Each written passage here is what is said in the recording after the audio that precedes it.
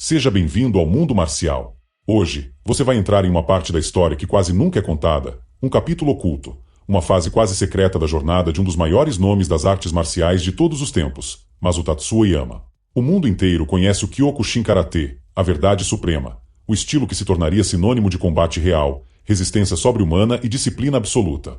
Mas antes do Kyokushin existir, antes de haver um nome, antes do símbolo brilhar nas costas dos uniformes, havia outro sistema. Um sistema embrionário, selvagem, brutal, sem moldes, sem limites. Um estilo que carregava apenas um nome simples, Oyama Karatê. E hoje, você vai descobrir o que ele realmente era. O que se treinava. Como eram as lutas. Como nasceu essa criatura marcial que mais tarde se transformaria em um dos karatês mais duros da Terra. Prepare-se. Porque essa história começa muito antes da fundação oficial do Kyokushin. Começa dentro da mente de um homem que queria provar, a qualquer custo, o que era verdade no combate. Mas antes de começarmos, um aviso importante. Este conteúdo é para fins educacionais, de preservação cultural e análise técnica.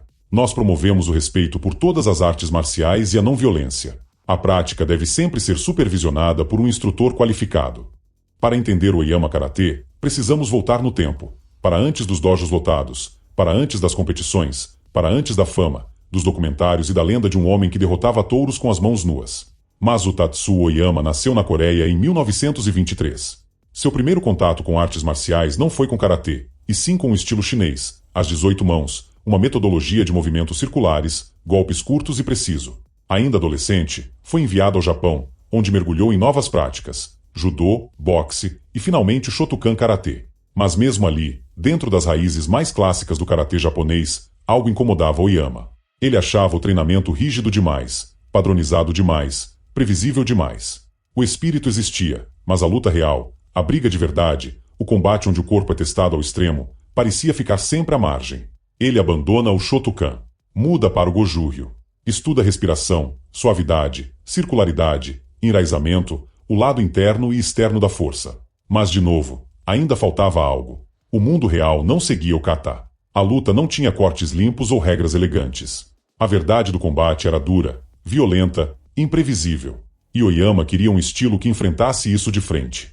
Essa inquietação levou a anos de treinamento extremos, isolamento em montanhas, socando árvores até destruir a casca, levantando pedras para fortalecer o corpo, meditando sob quedas d'água congelantes, deixando o mundo lá fora enquanto moldava algo novo dentro de si. Esse algo novo ainda não tinha nome, mas estava prestes a nascer.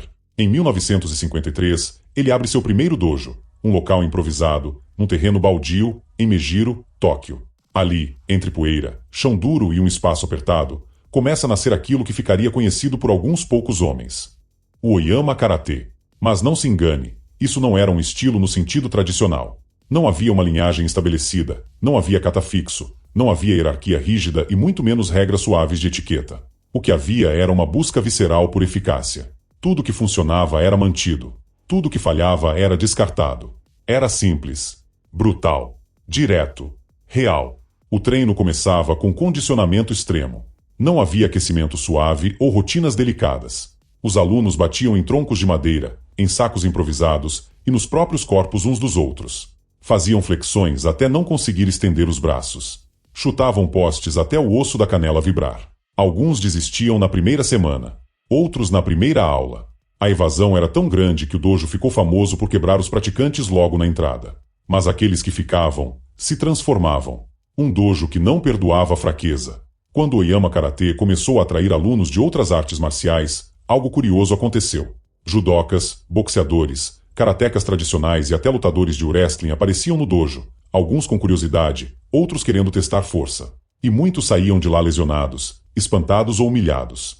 Não porque Oyama os derrubasse, embora às vezes isso também acontecesse, mas porque seus próprios alunos treinavam num nível que poucas academias conheciam. Enquanto outros estilos da época enfatizavam kata e comitê leve, no Oyama Karatê acontecia algo quase impossível de imaginar hoje: comitê de contato total. Sem luvas, sem protetores, sem interrupção, sem juiz para parar a luta quando um golpe acertava o rosto, o estômago ou a virilha. E sim, a virilha era alvo legítimo. Chutar a perna, permitido.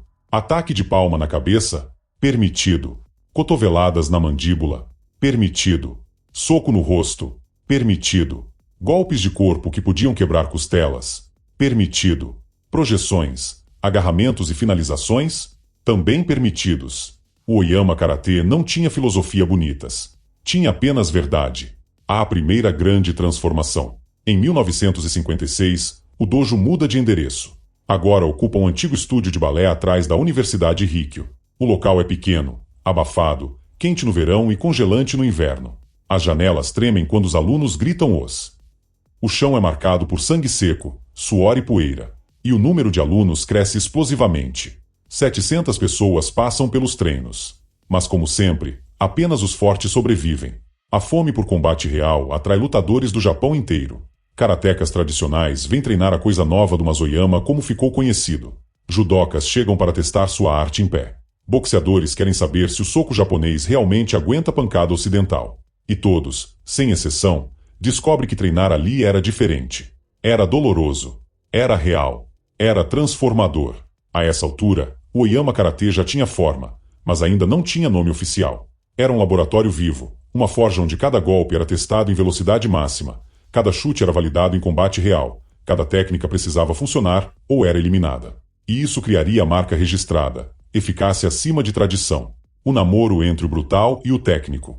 O mais fascinante do Oyama Karatê é que, enquanto parecia selvagem por fora, havia uma profunda metodologia por trás. Oyama pegava elementos do Goju-ryu, o enraizamento, os movimentos circulares, o controle de respiração, e misturava com a explosividade do Shotokan, com a dureza do judô e com a agressividade do boxe. Ele estudava o impacto no corpo humano. Estudava como gerar poder com o quadril, como quebrar guardas, como romper defesas, como absorver dano e continuar lutando. As sessões de Makiwara eram intermináveis. Os punhos endureciam a ponto de formar calos grotescos. As canelas ficavam enrijecidas pela repetição de chutes nos postes. As costelas marcavam hematomas como medalhas de guerra. Havia respeito, mas não havia piedade. Os alunos eram encorajados a procurar o limite, mas não para superá-lo com delicadeza, e sim para destruí-lo com força, repetição e dor. Durante esse período, Oyama desenvolveu o conceito que mais tarde se tornaria um mantra do Kyokushin, o espírito que resiste. Mas aqui, dentro do Oyama Karatê, esse espírito ainda estava cru. Era uma chama viva, sem nome, sem controle, que queimava em cada sessão.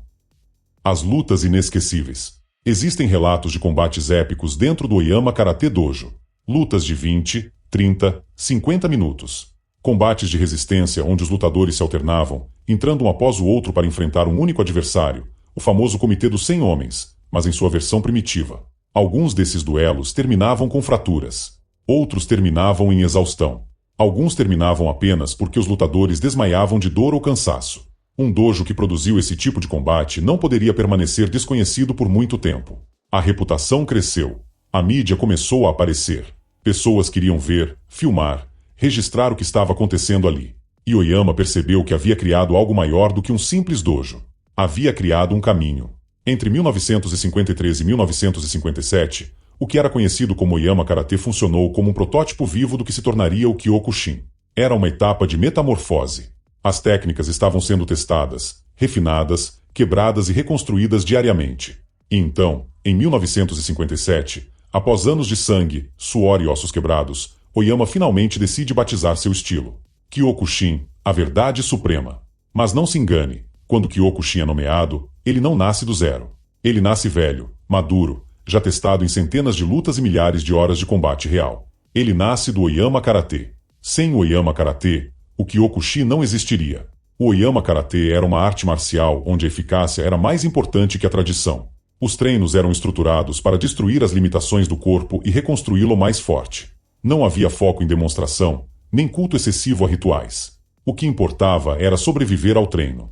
O objetivo final era criar um lutador que pudesse enfrentar qualquer adversário, de qualquer estilo, e vencer por força, técnica e vontade. No Oyama Karatê, o comitê era absoluto. As regras eram mínimas. A dor era inevitável. A resistência era cultivada como uma virtude. O dojo era um campo de batalha onde cada aluno aprendia a conviver com hematomas, cortes, articulações doloridas e músculos exaustos. Hoje, quando vemos o Kyokushin espalhado pelo mundo, nos campeonatos, nas demonstrações de quebra, nos dojos lotados, esquecemos que tudo começou ali, naquele período selvagem. O Oyama Karatê é o capítulo perdido da história. Um capítulo sem glamour, sem uniforme bonito, sem emblemas. Um capítulo onde homens buscavam a verdade da luta com seus próprios corpos, dia após dia, madrugada após madrugada. E esse espírito não morreu. Ele vive em cada golpe, cada treino de condicionamento, cada comitê de contato total, cada vez que um karateca do Kyokushin encara um desafio sem recuar. E assim chegamos ao fim da história do Oyama Karatê, o estilo que existiu antes do Kyokushin, o laboratório onde Masoyama moldou o karatê que mudaria o mundo. Um estilo bruto, real, direto, doloroso, mas profundamente honesto. Um estilo que refletia não apenas a técnica de seu criador, mas também sua alma, dura, incansável, apaixonada pela verdade. Se você gostou desse mergulho profundo na história marcial, deixe o like, inscreva-se no canal, compartilhe com seus amigos e ajude o mundo marcial a crescer cada vez mais. Aqui, você sempre vai encontrar histórias reais, técnicas explicadas com profundidade e o espírito verdadeiro das artes marciais. E até o próximo vídeo.